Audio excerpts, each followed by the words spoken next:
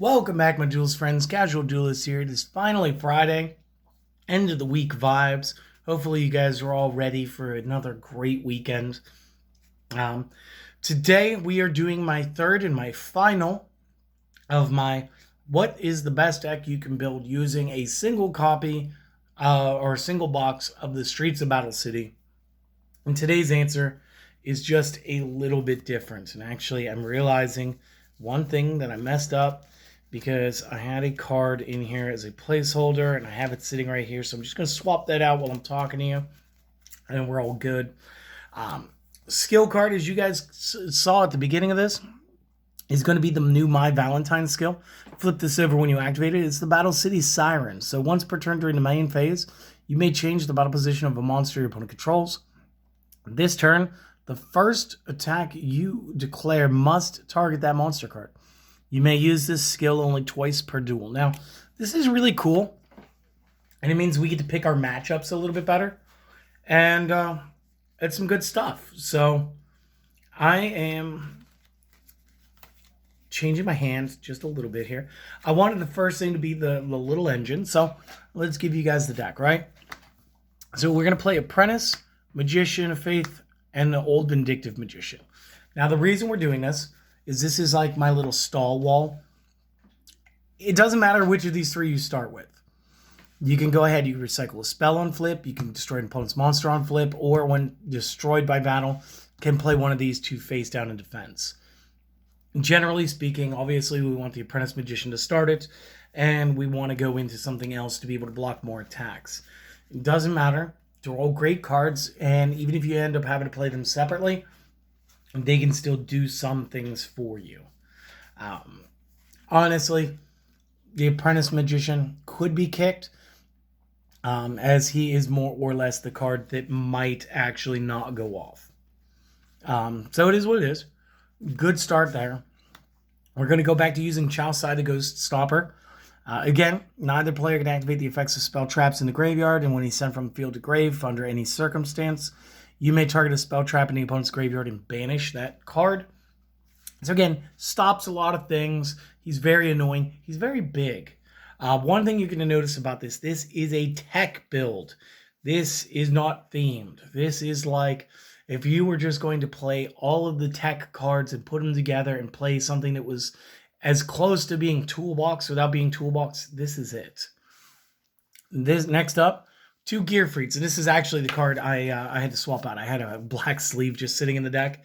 And it's because yesterday's deck used both of my Gear Freaks as well.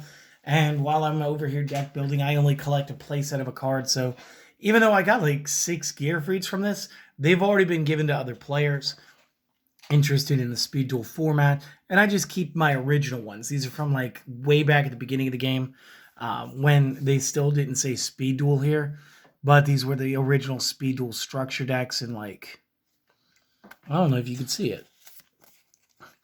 These still have the old school watermark. These were from the first set, so beginning of Speed Duel Gear Freed. There was no change in the effect text, so I didn't feel like re-sleeving.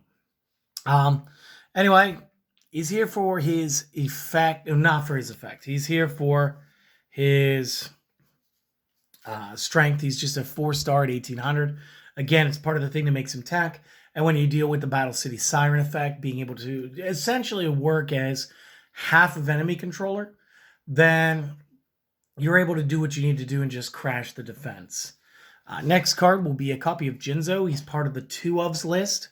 And of course, part of the Esperoba build. Again, traps are not as bad as they used to be, and part of it's going to be because Jinzo is allowed at 2 right now. So just playing one is a good monster. He's a good tribute size. Just a good card. Next up, Kaiku. Again, great spellcaster, great stats, and I don't mind the opponent not being able to banish from the graveyard effect, because it's kind of useful, as well as we can banish out our opponent's cards in the graveyard monster-wise when we deal battle damage with a spellcaster. And again, this comes down to like certain niche play styles where people want to play monsters back from the graveyard.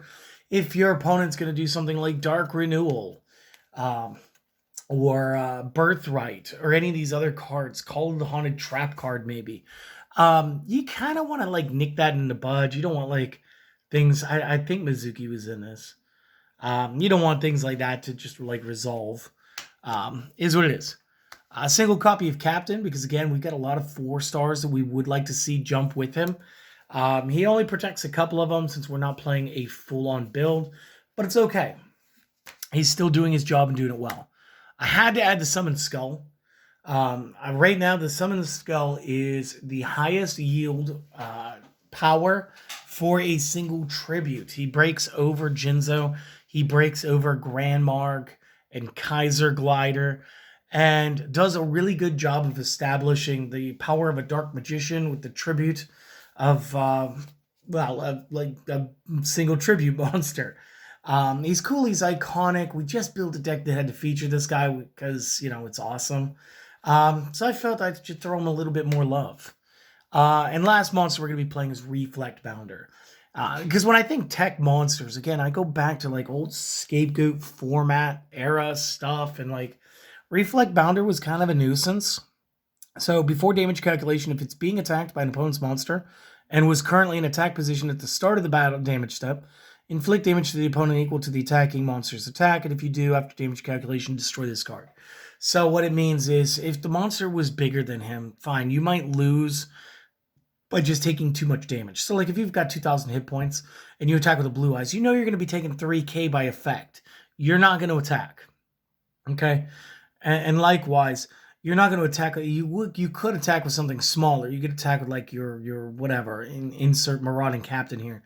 You know you're going to take your 12. You're going to take your 5 from battle, and then you're going to have disarmed my Reflect Bounder. But you're at least taking 1,700 when you try to disarm this guy. So again, really good effect, and it's kind of leading me in the direction of wanting to play a weird style burn build. Let me know in the comments if you guys want that. Actually, let me know in the comments any deck you guys want to build, because obviously I'm more than willing to do this. I enjoy challenges. I enjoy requests. I don't know. Spell cards. You guys knew these were coming. Book, Cyclone, Night Beam, obvious reasons. Control, back row, we don't want them. Why didn't I play Breaker? You guys will see. Going into the traps, we've got a Dust Tornado to substitute out for what would normally be Breaker. And again, this just kind of gives us a little bit of extra play, gives us something to respond with. It's good stuff. For the one of, we're going to have our Floodgate Trap Hole. Good card, great card. We're still going to be using Lost Wind. We got to use a Metamorph because it's just fun. Wall of Disruption. So Wall of Disruption in this deck, I think, is more important than Breaker the Magical Warrior. And then at that point, we still have these 3 cards to go ahead and pile on the back row destruction to make sure that we didn't really miss Breaker not being in here. And additionally, we do have the Magician of Faith. So technically, all 3 of those spell cards can be reused. This is a fairly trap-heavy deck for a deck that has Jinzo in it. But again, if you don't like it, just don't play him, maybe. Or take him out, substitute, or maybe take something else out. Take out the Dust Tornado and substitute in, I don't know. I had it and then I lost it. I guess it doesn't matter. Last card, Widespread Ruin. Again, just a nice reactive trap to when the opponent's doing stuff. I really do apologize for that brain fart. It happened. So again, a lot of this deck is just like little tech engines. This is maybe the weaker of the 3. Between the 3 of them, I do prefer the Joey and the Yugi decks. They did feel a little more thematic, but this is almost the style of play I came up doing. And it always worked. It always worked for me. I always drew the cards I needed when I needed them. There's a lot of cool things that you could do here. I came up with some of the substitutes while I was talking too. So like Dust Tornado could have been like a Hammer Shot.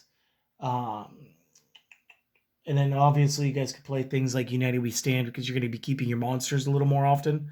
And in that place, I'd probably get rid of the Widespread. And it would just be a matter of swapping 2 into spells.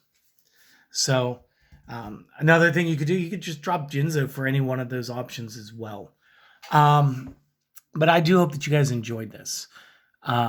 This will conclude the what can you do with a single box of Streets of Battle City. It was a good request. It felt like a great challenge. I really hope I met the criteria. You guys can let me know in the comments section. Additionally, let me know what kind of decks you guys want to see coming out. Let me know if there's anything you guys want me to build in particular. As far as decks this next week, these are going to be the 3 skills. We've got an Under Pressure Hizanryu. We have a Whale of a Tail coming out. We're going to be playing with the Bountiful Ocean as well. So these 3 skills will be 3 of next week's decks. I do hope that you guys will keep coming back. I hope that you guys will keep supporting this channel and helping us grow. And guys, just enjoy the weekend, all right? I'll see you guys on Sunday for Speed Duel Spotlight. And then we're going to have some crazy non-Yu-Gi-Oh! On Monday. And then, like I said, we're going to jump into these 3 skills. And you know what? Let's go 1, 2, 3, 4, 5, 6. So we're going to start with the Bountiful Ocean. Let's go 1 through 3, 4 through 6. So it's going to go like that. Bountiful Ocean, Whale of a Tail, and we're going to end the week with the Under Pressure. So that hopefully is a cool lineup for you guys. And yeah, have a wonderful time, guys. Take care, and I'll see you guys next time. Later.